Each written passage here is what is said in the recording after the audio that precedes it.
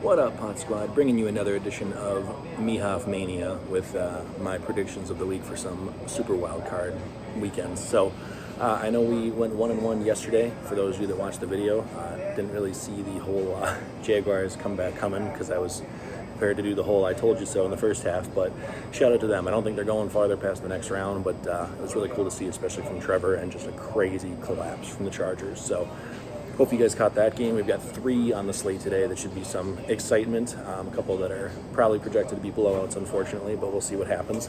First off here, kicking off in about an hour and a half, we've got Dolphins coming into Buffalo, where Buffalo is a 14-point favorite, which is just insane. I completely get it. Miami is basically on their third-string quarterback with Tua having a concussion and then Teddy B being out with a finger injury. So not ideal what you want, especially when you got great playmakers to try to get the ball to, but I do expect Miami to keep it a little bit closer than the 14.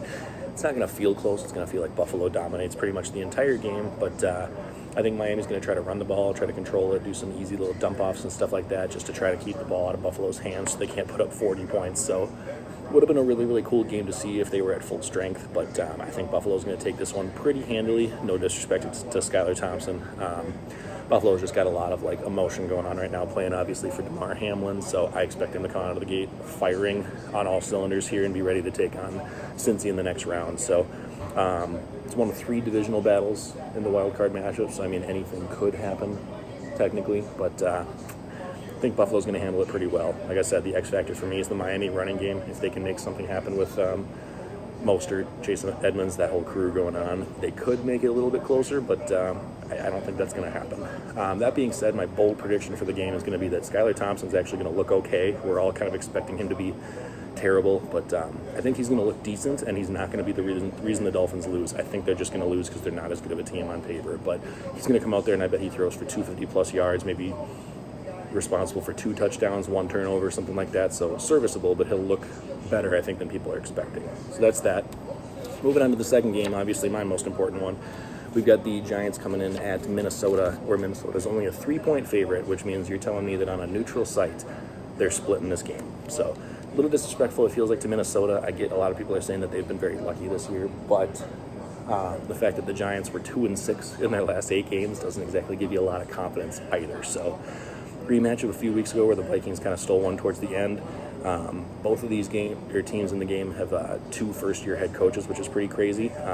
Wouldn't be surprised to see the winner of this game turn into the Coach of the Year favorite. I think both of them are probably in the top 3 to 4 options as it is.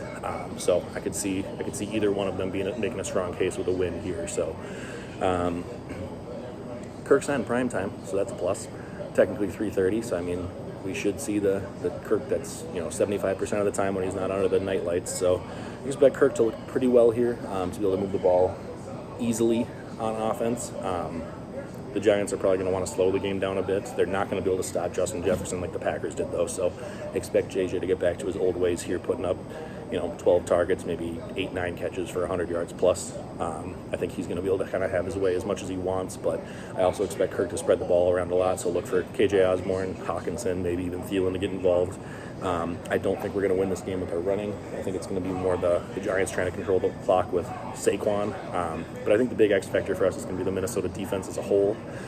We have struggled really badly this year on play action. I think we're the 2nd worst in the league when people do that against us. And it turns out the Giants do that the 5th most in the league. And I think Daniel Jones is 3rd best at it. So really need to not fall for the play actions and the big plays. They're not a good enough offense for us to just give them the big chances. So I think if we can stay home and not fall for that, that'll be the big difference maker. If our defense can hold them to 21 or less, I think our offense is good enough to put up that at least. So we'll see what happens. I am rolling with Minnesota because you gotta, but it does make me nervous. This is kind of a prove-it game to see if the Vikings are trying to show everybody else that everyone's been wrong all year. We've got Cincinnati and Baltimore. The Ravens coming in to the hosting Bengals, where the Bengals are favored by 9.5. A lot of that's going to be caused by, obviously, Lamar being out, and they are possibly going to be splitting time between Tyler Huntley and Anthony Brown at quarterback. So not ideal. I'm not sure how you're going to make that work with 2 QBs, but I'm expecting this game to be a lot more low scoring.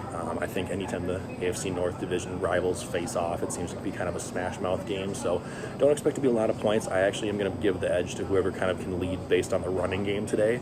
I think between Mixon and Dobbins, one of them is going to have a chance to take over and kind of make the statement. So I would also say as a bold prediction that it's going to be 3 or less total touchdowns between both teams. So even if it ends up being high scoring, I don't think Burrow is going to be able to score a lot of touchdowns passing on a defense that's really done amazing limiting passing touchdowns. So I think between those two, it's going to be a tough kind of smash mouth fight. But overall, I am going the Bengals. I will probably give them the edge by 10 plus, just because I think the Ravens are going to struggle to move the ball. So maybe like a 27-14 type of game. So that wraps up today's 3 matchups, and I'll bring you guys Mondays tomorrow for the Bucs versus Cowboys.